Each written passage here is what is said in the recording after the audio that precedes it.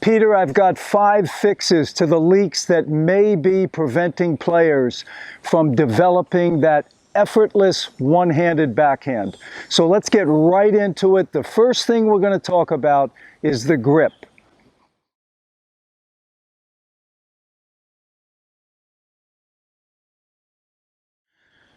Okay, you want either an Eastern backhand or you want a semi-Western backhand grip.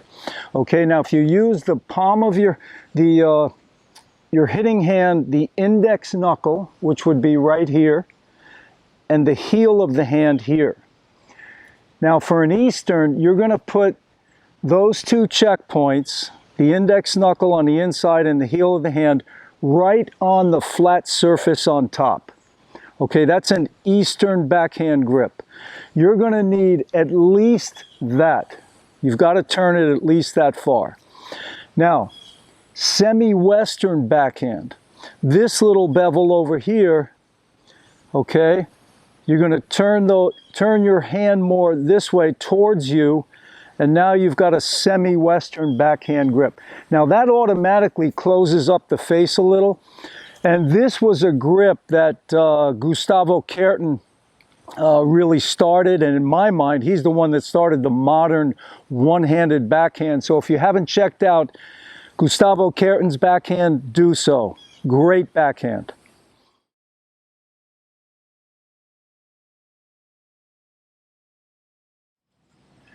Many players struggle with their one-hander because they're lacking one vital component. And that's what I call the rubber band effect. What is the rubber band effect? Well, it's extra racket takeback that allows you to generate tremendous racket head speed at the contact point. You look at all the top backhands today, Federer, Wawrinka, Gasquet, Dimitrov, Tsitsipas, they all have this vital component. So what it is this: when you bring the racket back, okay, now remember it's a continual motion, there would be no stops, it's one continual fluid motion. So as you bring the racket back, now I want you to notice that the racket's going to show up behind my back here. And that's the extra racket take back, and that's the rubber band effect. And what you're doing is you're stretching your upper hitting arm, your upper back, and you're pulling it back like a rubber band so that then you can release it. Okay, so now when you first try this, it's going to change your timing slightly.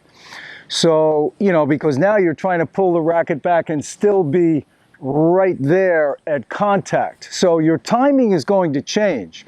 But I guarantee if you add and if you get this rubber band effect added to your backhand, you're going to have effortless power. Okay, so, and it's easy to generate. No matter what somebody hits you, if they hit you a 100-mile-an-hour ball, if you can, you know, get that take back and get that racket out in front, that's the key also. You want to make sure it's out in front. A good foot to a 1.5 feet in front of the lead foot. So my contact point would be out here. Okay, that is at least a foot to a 1.5 feet in front of the lead foot. But the rubber band effect, it works. It really will help you develop an effortless one-hander. So when you pull that racket back, remember you're stretching your upper arm, your upper back, and then you're dropping it down, of course. You know, you're hitting a topspin backhand. And so the racket's going to go down, and then you just release the rubber band. So think of it like this. When you pull that racket back, and you're showing that racket behind your back. See, remember, look back here now. You see how that racket's coming into view. Watch behind my back. Okay, you can see that. And when you pull that back and stretch the upper arm and the upper back, it's like you're pulling a rubber band. And you just pull it and then release it. We'll look at 2 backhands in real time and then we'll look at one in slow motion and break it down.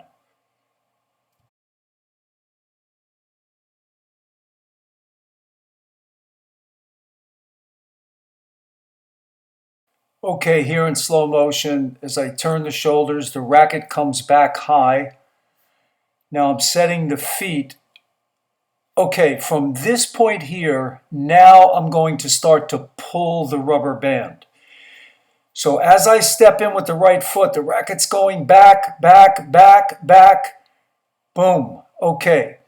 Now from here, I'm going to start releasing the rubber band. And that's an effortless feel.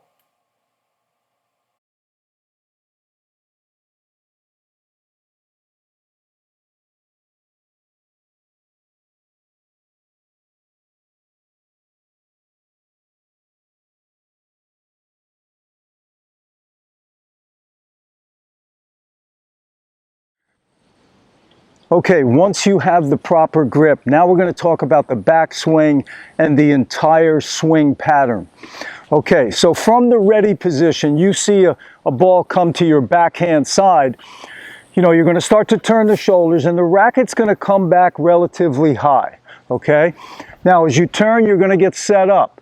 Now remember too, this is one continual swing. There's no stops. So it's one continual fluid motion that's picking up speed so that you reach optimum racket head speed at contact. So you're coming back relatively high. From there, you're going to go down. Okay, now why are you going down? You're hitting a top spin backhand, so you've got to swing low to high. You want to get the racket at least a good foot below the contact point. Okay, so let's just say I'm hitting a ball that's about waist high. So I'm coming back. I've got to drop down below waist high. And notice I'm using this hand to help me get the racket down. I'm bending the left leg more. That also helps me get that racket down. Now I'm going to start to swing forward. But remember too that when you're bending, it's kind of like you're sitting on a chair. But as you swing forward, remember you're going to come up out of the chair. You want your legs and your racket working together. You want them synchronized. So everything that your racket's doing, your body's doing the same thing. So from here again, coming back high, you're going to drop it down.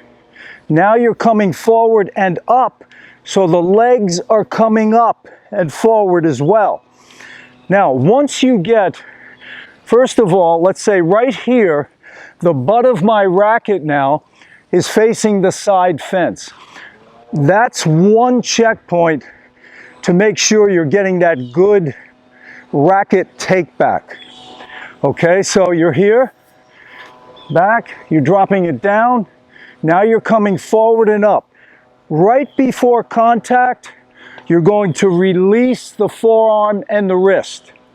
So as you come through, you're releasing right here. And then you're just coming all the way up. Your legs will straighten out on the finish. And that's a good checkpoint to make sure you're lifting. Check your legs, see if you've lifted. Your legs should be straight. Or at least, you know, that's why players come off the ground. But you don't want to be like this. Because if you stay down, you're going to have forces working in opposite directions. You know, you've got a force going down, and now the racket's trying to go up. So you don't want that. You want to lift as you swing forward. So that's the key, and you want that finish to be as loose as possible up here. Some players will actually have the butt of the racket facing in that direction, depending on how loose their shoulder and arm is.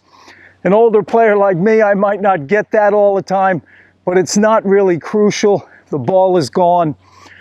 But the bottom line is you want a loose, relaxed hitting arm. So that's basically the swing right there. But I'll show you a little more detail as well. Okay, on this backhand, the contact point is low. It's around waist high or slightly lower. Okay, I'm turning, getting the feet set up. I take a nice step in with my right foot. Right there, you can see the butt cap of the racket is facing towards the camera. Okay, I've pulled the rubber band. I'm looking over my shoulder. Right there is where the forearm and the wrist are going to start releasing. And the legs are coming back up now. I'm lifting with my legs. Okay, right there, the contact point, a good foot out in front of the lead foot. Now on the finish, you'll see that the legs continue to lift.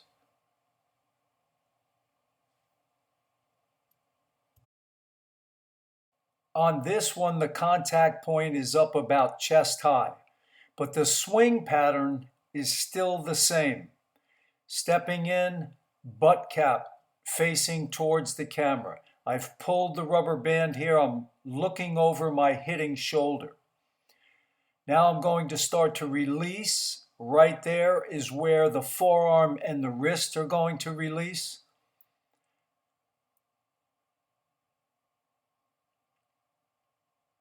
Okay, contact point. Notice the hitting arm fully extended. The legs are still lifting, and the left arm is staying back.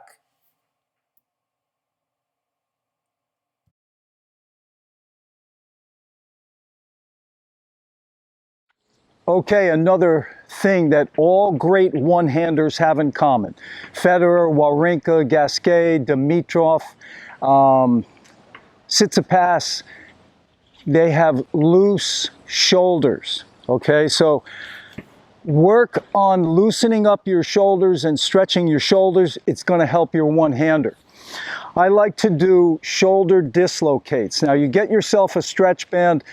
This is a pretty strong one here, but I've been working with this for a while. And you just, a shoulder dislocate, you're coming up over your head and back and down. And, do this 10 or 15 times, do, 3 sets. And the other thing you can do with the stretch band is stretch the upper back.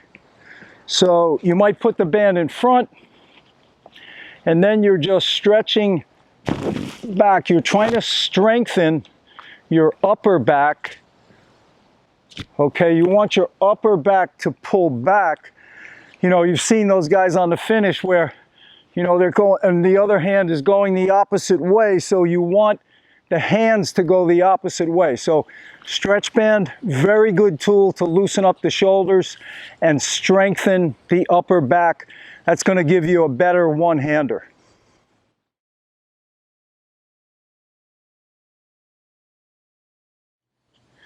I've got a real simple drill you can do that's going to help you get the feel of that rubber band effect and hitting with a real loose hitting arm. I want you to take an old racket or some rackets, and I want you to throw them over the fence. That's right.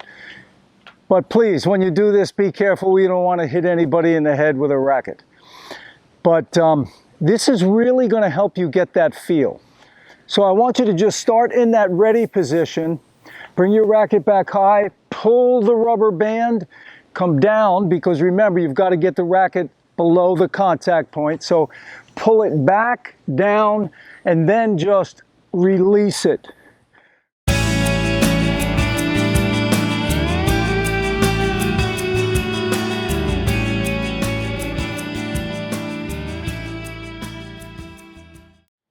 So that's really going to help you get that feel of the rubber band effect, having a loose, relaxed hitting arm.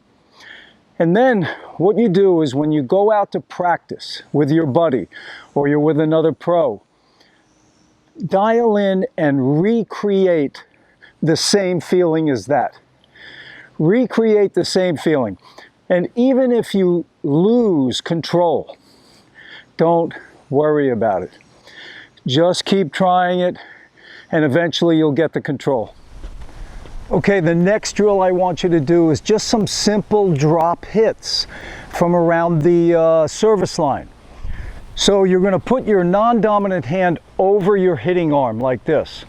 And just drop the ball out in front. Make sure you drop it well out in front, because remember, you want that contact point at least a foot to a foot and a half in front of your lead foot. So I'm going to drop it out in front so I can step into it. So you're just dropping it out, and then one continual swing. And just, you know, stay loose with the hitting arm. You want to stay as loose as possible.